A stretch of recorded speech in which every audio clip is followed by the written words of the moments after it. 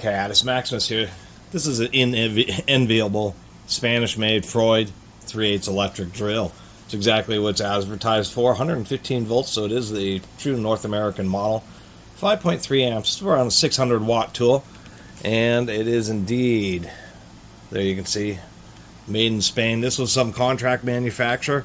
Initially I thought it was just a really terrible AliExpress drill motor. This has an odd notch out and sticker here because this was also, it seems pretty obvious that there was a hammer drill version. You can even see the little bumps where there is the icons for it. And then this is just a plain 3/8 electric drill. Freud, for a long time, 30 years, has really tried, they have such a name recognition in their blades and cutting tools that they've tried their own branded power tools, but they're always just finding some vendor somewhere. They're, Freud's an Italian company, so in this case, it was another European and another EU nation for easy trade, I assume. Found some power tool manufacturer and just asked them to make some 115 volt versions and tried selling these in North America. There are slightly more common Freud tools, mainly routers, biscuit joiners, portable power planes, wood planes, those types of things. But Freud has had branded magnetic drills. There's a bunch of different tools over the years. So this didn't have a chuck on it. I had to put one on. Interestingly enough, it does retain, it's kind of a dichotomy tool. I think that's the word, because it has a bunch of aspects of just being really cheap. Just really sharp edges. Just kind of a clunky, boxy handle. Oh, are you noticing something? This is a modern enough tool to have an all composite or plastic body. It's a non-reversible drill.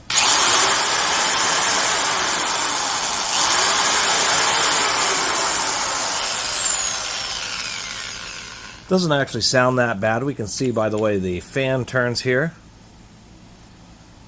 that it is a double reduction gearbox. It has kind of an oddball in between, 1700 RPM. I suspect this was like a drill that was part of one of those spring-loaded kind of portable drill motor drill presses used in woodworking just to get straight holes, and that's kind of what this seemed like. Since it was a hammer drill in one version, it has this straight section here on the nose, put an auxiliary handle on it, and this spindle was, once again, 1/2 inch, which is kind of surprising. But it has this big nut here. The spindle is like extra long for threading on to probably some other types of accessories that were available. And so when it was in drill form, they had to put in this big nut in order to get a chuck to fit, because the threads are just too long and it would bottom out the chuck otherwise. Also gives you some place to grip when you remove the chuck. But it's just so strange. It doesn't have a reverse. It's not even like under the handle. It seems like there may have been a provision at some point, but it's unbelievable to have a forward only 3/8 drill. I mean, this thing, the trigger is just like a cheesy on-off flathead screws. Oddly enough, the screws are on the left-hand side, or what we would call the starboard side if we're referring to a ship.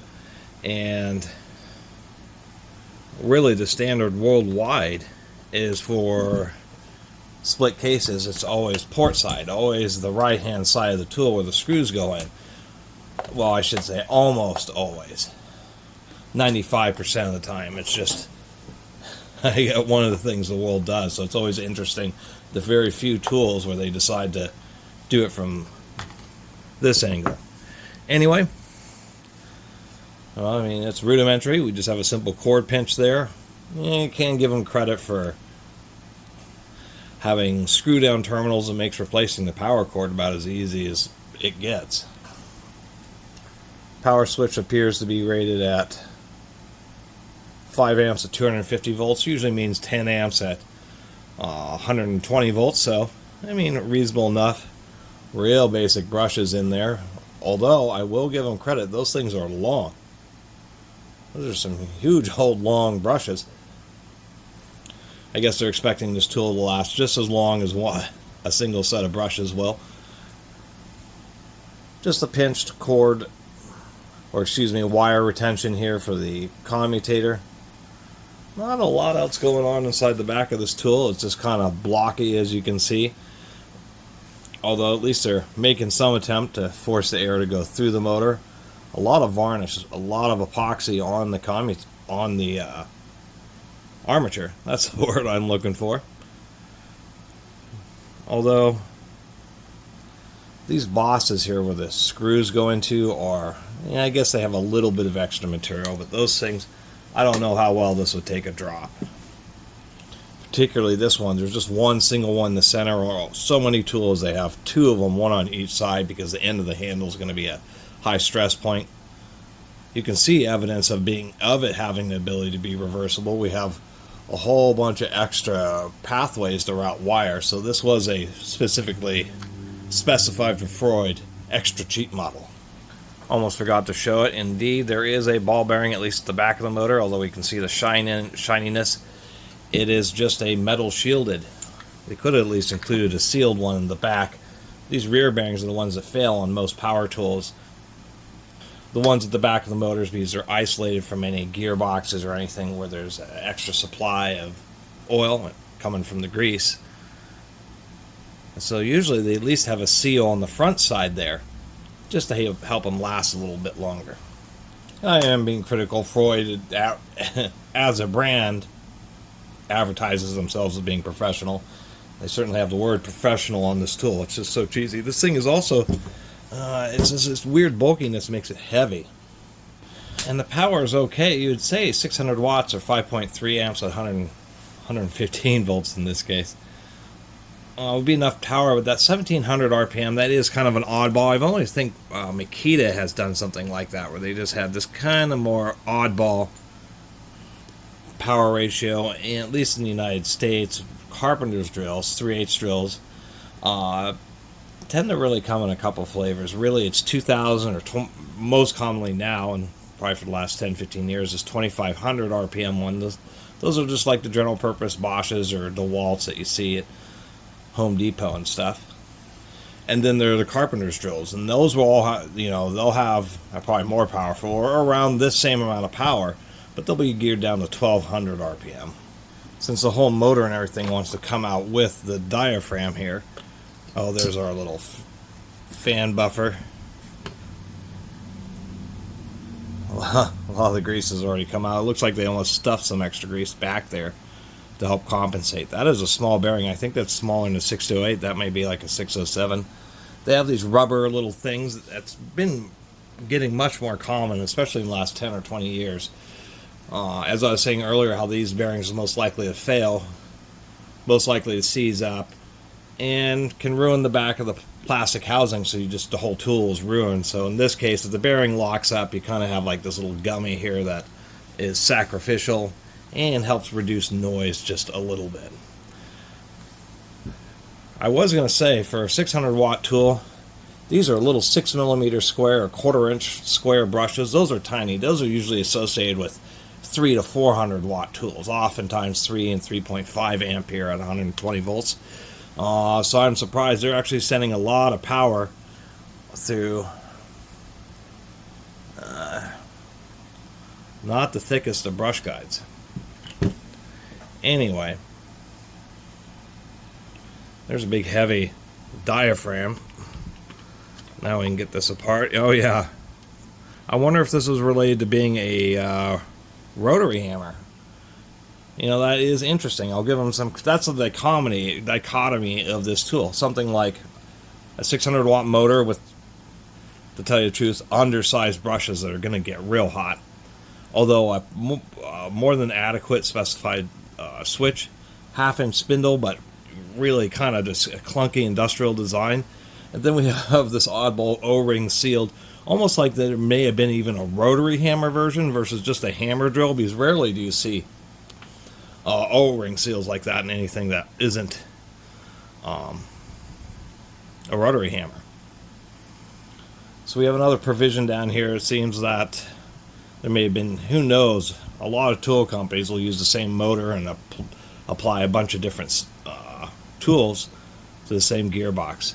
We can see that there is a needle bearing for this lower idler gear here, or this idler reduction gear.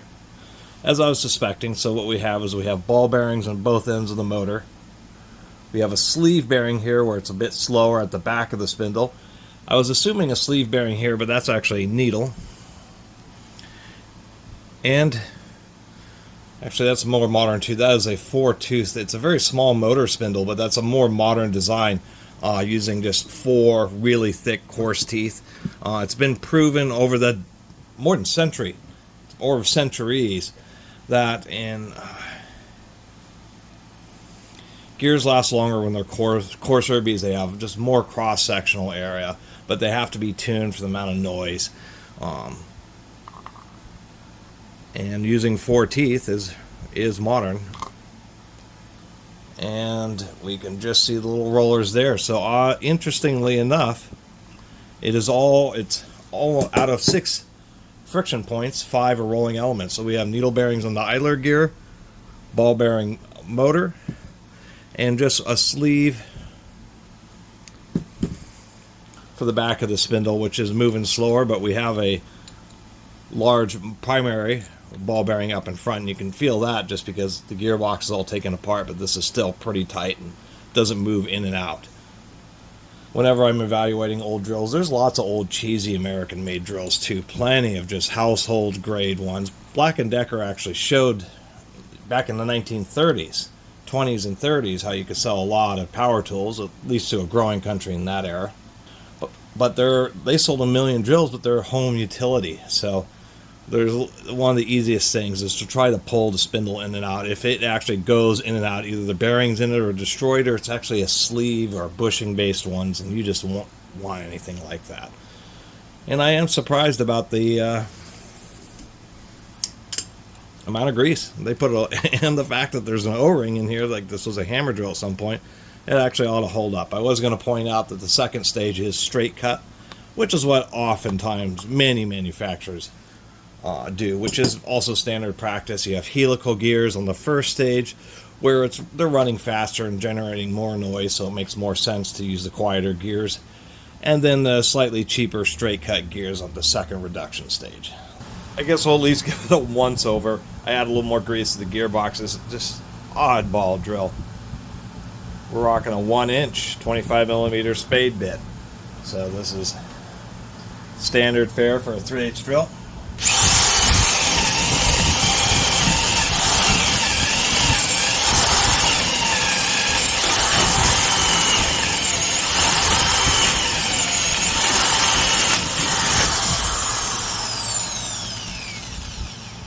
Actually runs pretty decent. So there you have it, Freud T10 3/8 drill. And it's true, it just has just a bunch of dichotomies because it is a cheaper build quality of tool, but in the context of a 3/8 they just use some kind of universal motor body and gear case that they can make in their probably recip saws or hammer drills, maybe even tiny rotary hammers. And in this case they just use those same parts. This diaphragm in there is just ridiculous. Usually they're just a normal piece of metal, but this whole thing with the big seal and everything in it adds a lot to the weight, and so it makes it kind of, it's a cheap built tool, but it's overbuilt in the application of a 3/8 drill. It's so odd. Pretty uncomfortable handle to use. Does have plenty of power. It is all ball needle bearing construction except for one sleeve bearing stabilizing the back of the spindle, but and the casting isn't very refined, a little bit weak around the screw bosses. It's just such a strange tool. No reverse, just really doesn't make any sense. Was never designed to even have reverse. This spindle doesn't have a through hole for a chuck retaining screw. That's common on tools that have reverse so that the chuck doesn't come unscrewed. Just such an oddball Freud 3/8 drill, and I just wonder what setup this thing came with. And it certainly is not a very common 3/8 drill. Anyway, thanks for watching.